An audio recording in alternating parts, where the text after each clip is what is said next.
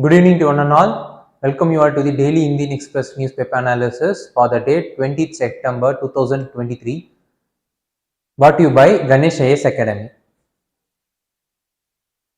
So these are all the articles which we are going to have a deep analysis in the upcoming slides. Have a look at it. Okay, let's get into today's analysis. The first news is related to the Women's Reservation Bill.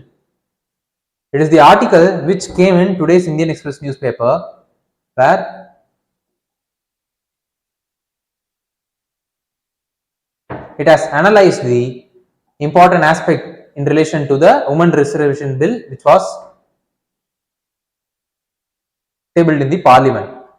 It is the 128th Amendment Bill for reservation of women in Lok Sabha as well as Legislature of State and Delhi Legislature, and it is the reservation for women by 1/3 of the total number of seats, which includes the reservation that has been provided for scheduled castes as well as scheduled tribes women. And because of the amendment, 2 new articles are going to be inserted so that the implementation of the act will not face any kind of constitutional hindrance, and the time period which they have given for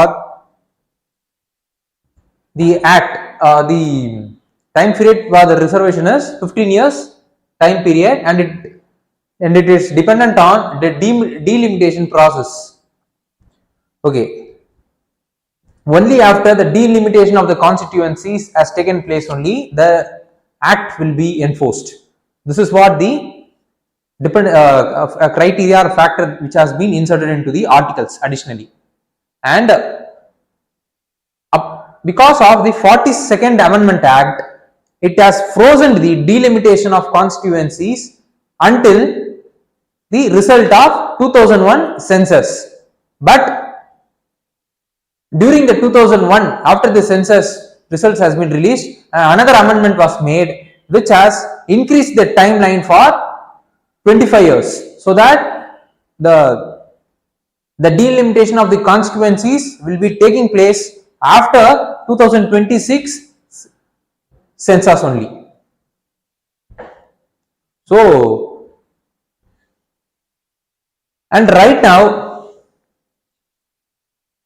the 2021 census is right now pending because of the COVID related impact. It has been delayed, and it has been planned right now to implement the the household exercise during 2024 and the actual census during the 2025, and then the result of the details of the census will be made official public after 1 or 2 years after the 2025. So technically it will be crossing 2026. So what is the amendment has already made, which I have said is that after 2026 the first census that has been taken based on which the delimitation of the constituencies should be made. So technically this census result will be released only after 2026 if it is going according to the plan. So what the experts are saying is that based upon the census which is going to be taken in the upcoming years, the result of which will have the impact on the delimitation on the constituencies. So if the delimitation of the constituencies has taken place means, then the implementation of this Women's Reservation Bill will get implemented, and the bill does not mention about how the seats will be divided up among women. Previously the bill, the Women's Reservation Bill was introduced during 2010, where it was passed in Rajya Sabha, but it got lapsed in Lok Sabha. In that bill, what they have mentioned is that with regarding to how the seats will be identified for women, where they have mentioned is that the slot or drawing the slot will be made in the allotment of the seats for the women. So the women's seats allocation will be made in rotational process, where while such kind of information have not been provided in this bill. And then after Delimitation Commission 2002, which was formed under Delimitation Act, it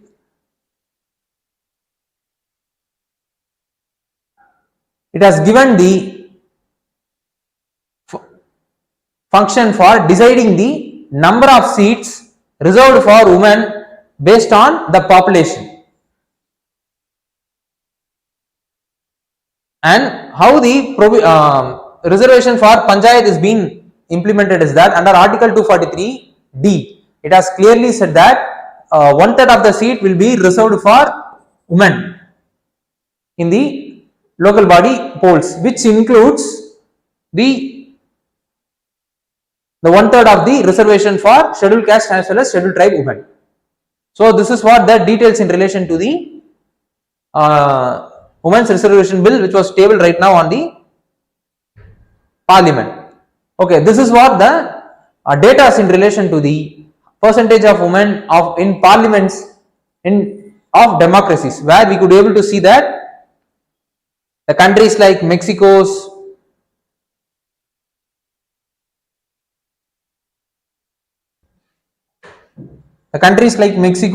New Zealand, nearly as 50% of women's participation in legislation activities, and we could be able to see that India is having only mere 14.4%, that is nearly 15% of women have been engaged in legislature activities.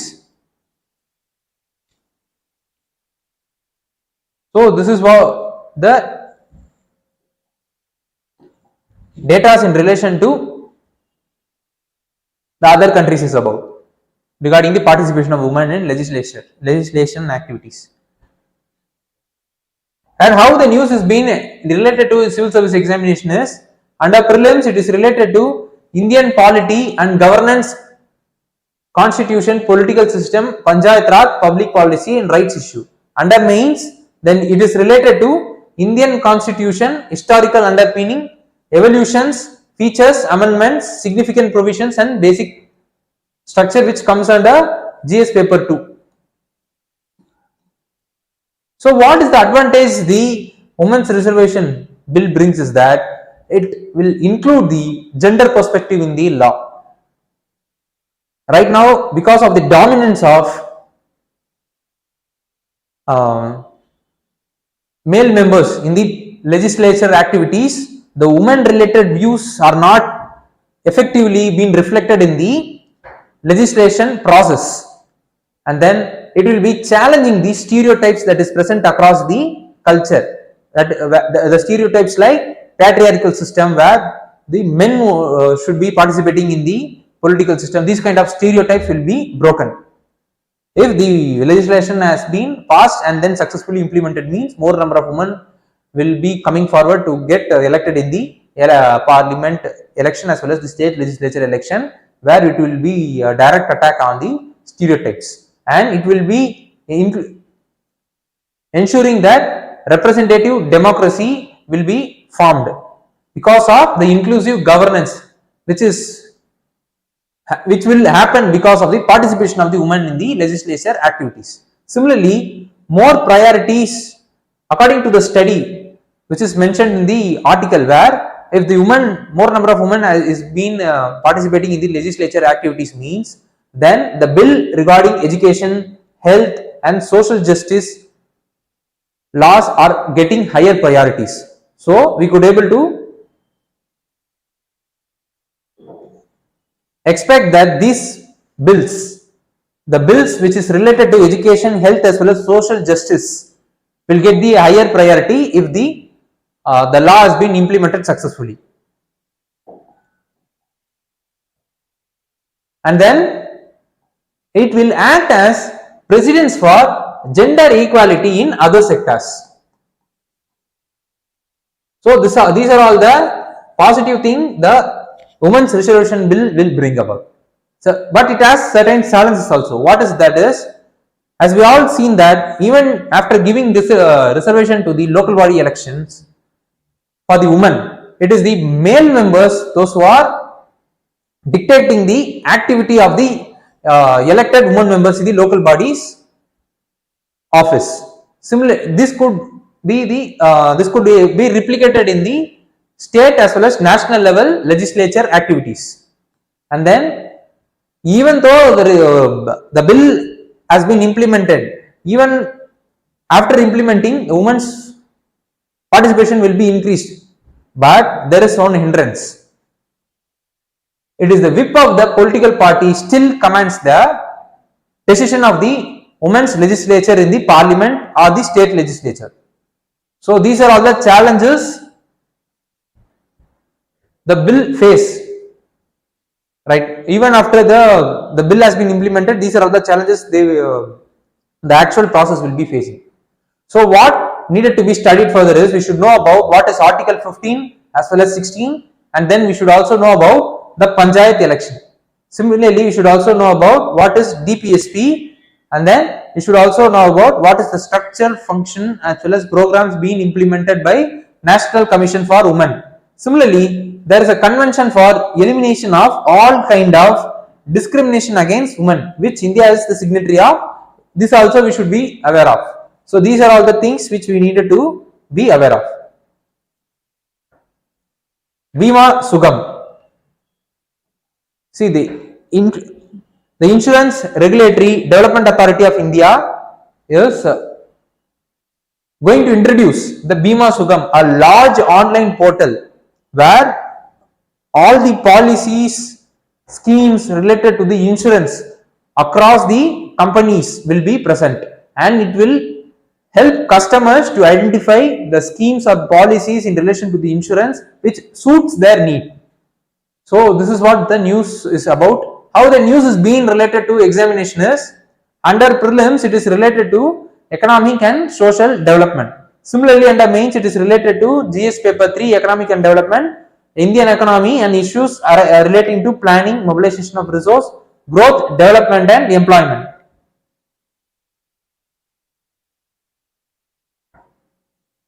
So let's have a look into the details related to BIMA SUGAM. It is the online platform where customer could able to access to the different kinds of policies being given by different kinds of insurance companies. It will be acting as single windows for the policy holders to manage their insurance or policy schemes, like end-to-end solutions like purchase, service as well as settlement of the final amount. This kind of services also will be available in the BIMA SUGAM, and then it will also contain, as I said, different kinds of policies being given by different kinds of insurance companies in the range of life insurance, health insurance as well as general insurance. And then what they are expecting is that the commission which the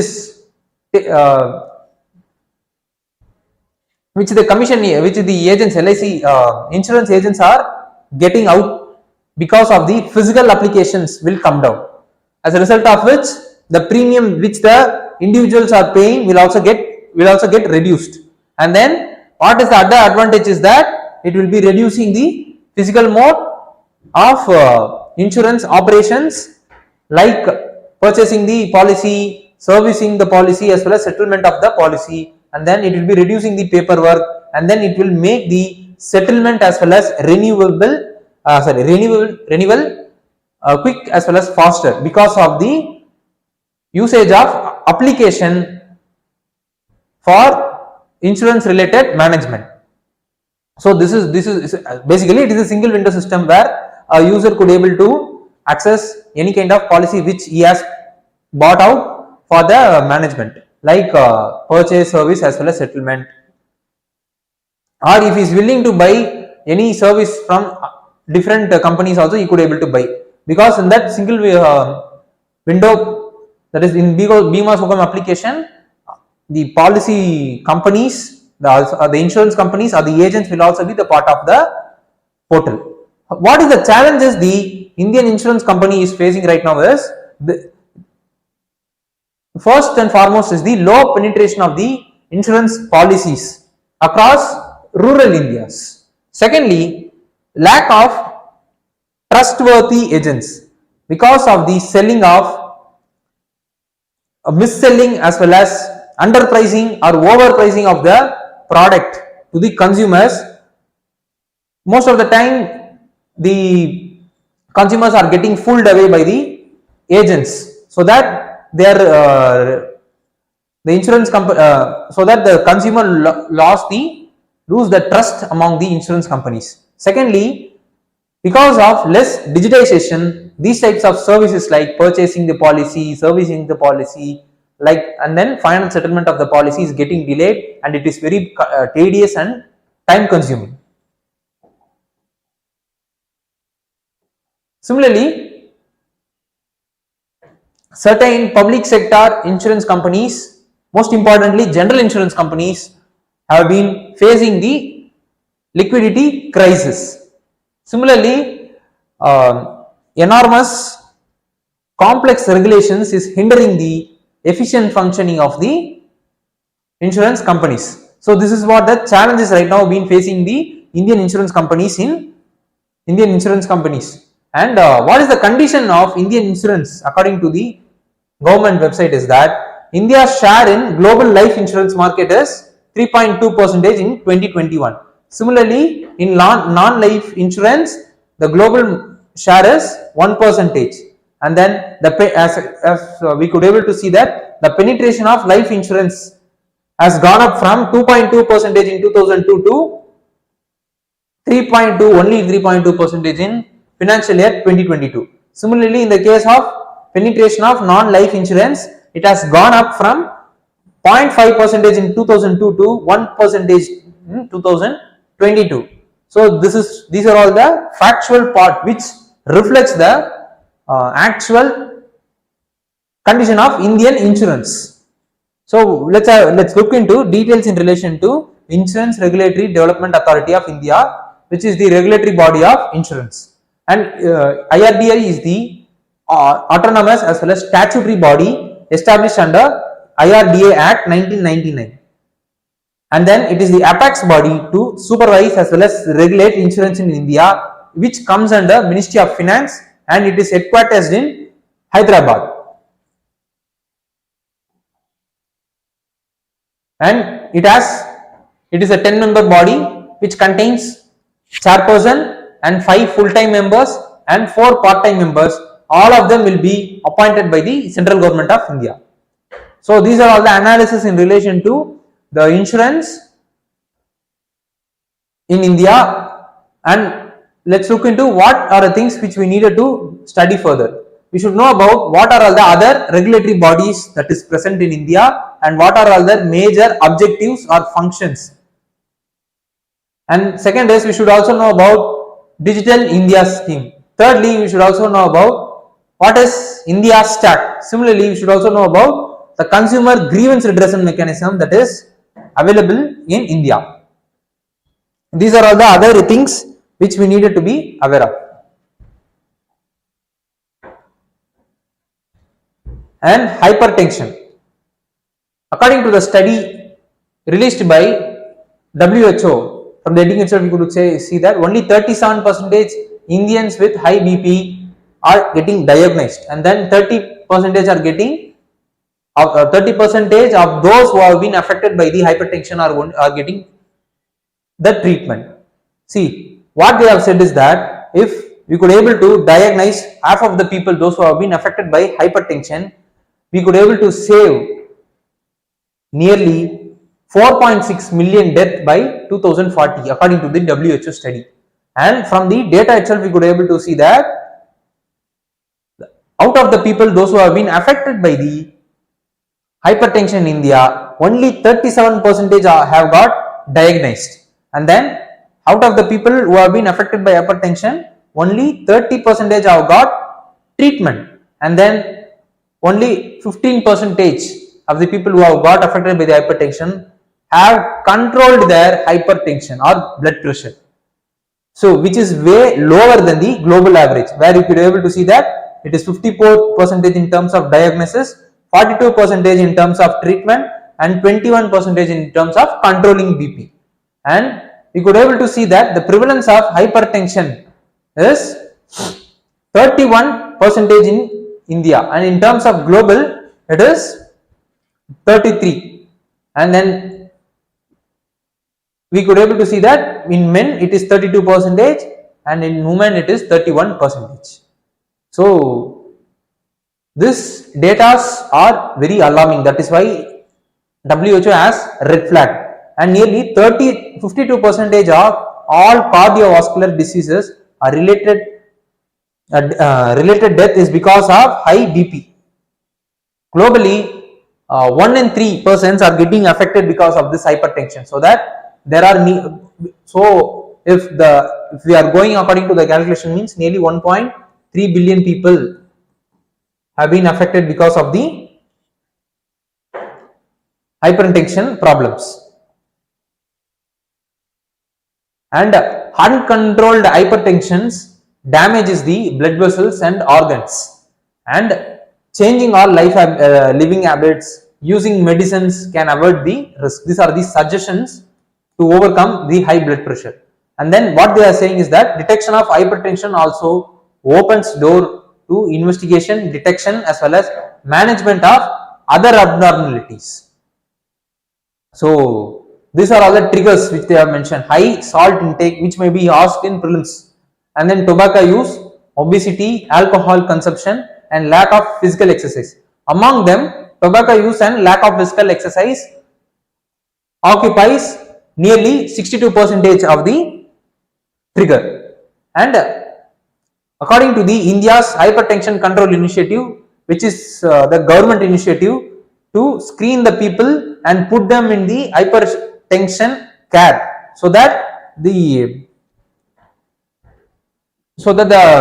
related treatment will be given for those people who have been affected by hypertension or blood pressure.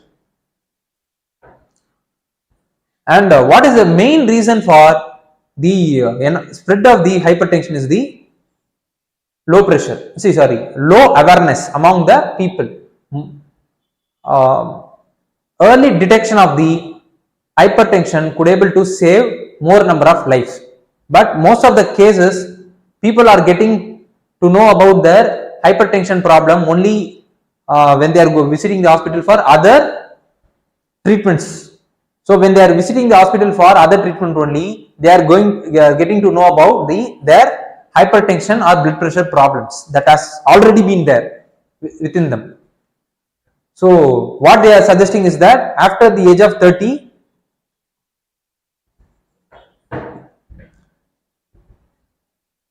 there need to be frequent diagnosis in relation to the frequent checkup in relation to the hypertension should be made by the individual. So early identification of hypertension could able to reduce the aftermath effect which is caused by the hypertension.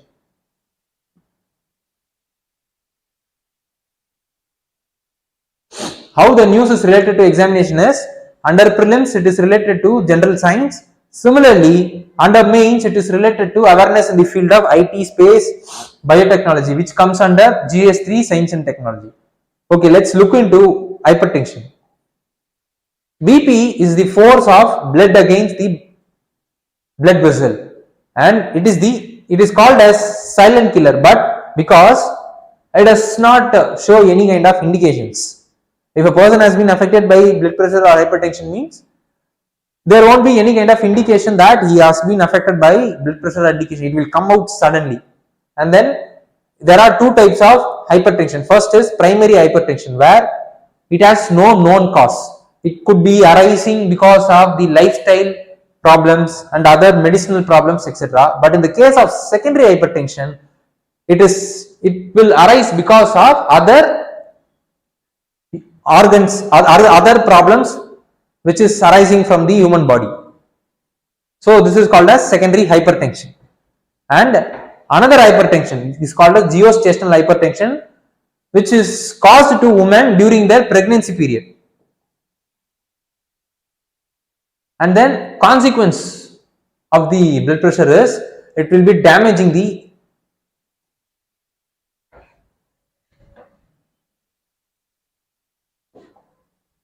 blood vessels. Similarly, it will increase the cardiovascular disease like heart disease and cerebrovascular disease like stroke, diabetes, TB, etc. It will affect the ability to think, remember, and as well as learn. And this is what the data.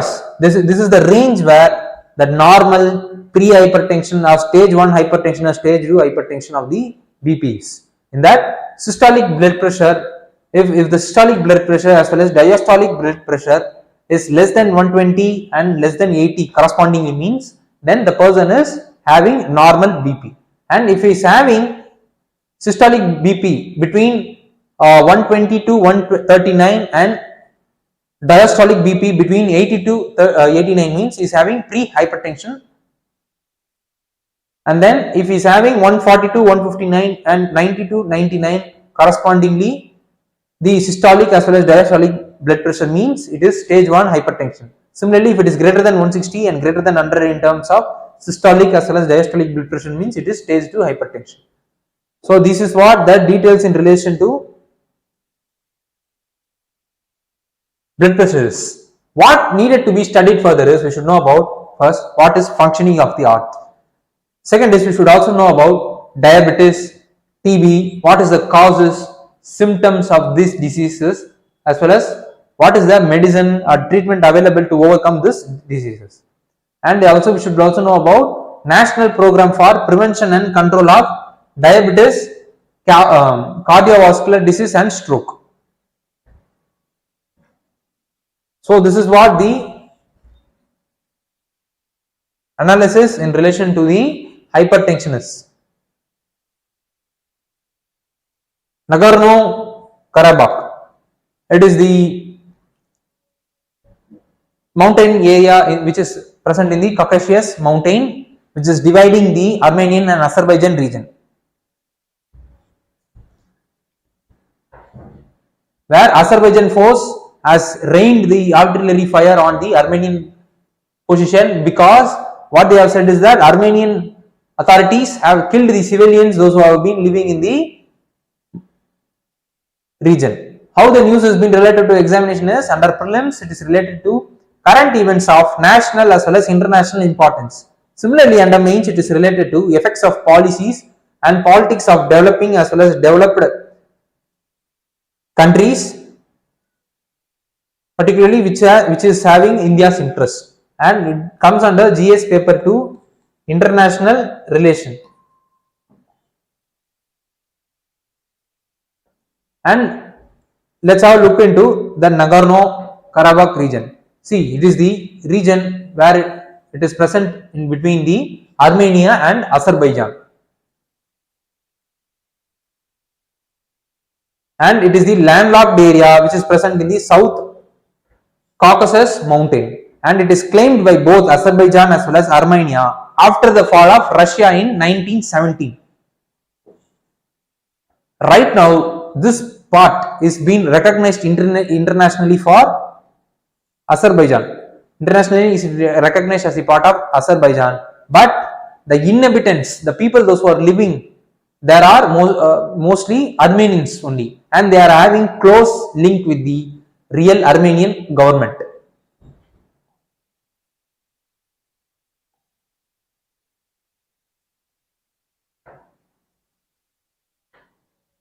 And this region contains a self-proclaimed government in it, which is not until now recognized by the United Nations. Okay, let's have a look into history. During 1929, the Soviet Union established Nagorno Karabakh as the autonomous region. 95% of it being ethnically Armenian population, and then this region has been declared as autonomous region, but within the control of Azerbaijan. And then during 1998, the Nagorno Karabakh regional legislature has passed a law where it has said that the Nagorno Karabakh is gaining the independence, and then it is going to get merged with the Armenian territory. As a result of which, the military as well as conflict has taken place during that time, and it was controlled by us, or it was mediated by the Soviet Union during that time. But after 1990s, when the Soviet Union has broken, the Nagorno Karabakh has declared itself an independent country. But in 1993, the Armenian, using its force, occupied the Nagorno Karabakh as well as 20% of the Azerbaijan. In 1994, after the Bishkek Protocol, which is because after the Bishkek Protocol, a ceasefire has been made, and then a Minsk group which was formed by US, Turkey as well as Russia to mediate the US, Turkey, Russia as well as France to mediate the regional problems between the Armenia and Azerbaijan, and until now the problem has not been solved, and it is continuing till now, where certain portion has been occupied by Armenian and they are not living so, and the other region, other part of the Nagorno Karabakh is also contains population of Armenian ethnicity only. So they are having a bias towards the Armenian country, which the Azerbaijan is not liking it. Why? Because the Nagorno Karabakh, after the ceasefire of the Bishkek Protocol, came again under the Azerbaijan. It is right now under the control of Azerbaijan. So what needed to be studied further is, we should know about Central Asian map, and we should also know about India as well as Central Asian relationship. Similarly, we should also know about the Ashgabat agreement which the India has signed. So this is what the details in relation to the news. Let's have a look into one's practice prelims question. So this is the today's practice prelims question. I want those students, those who are watching this session online, please do comment the option point for the question which you are seeing right now on the board.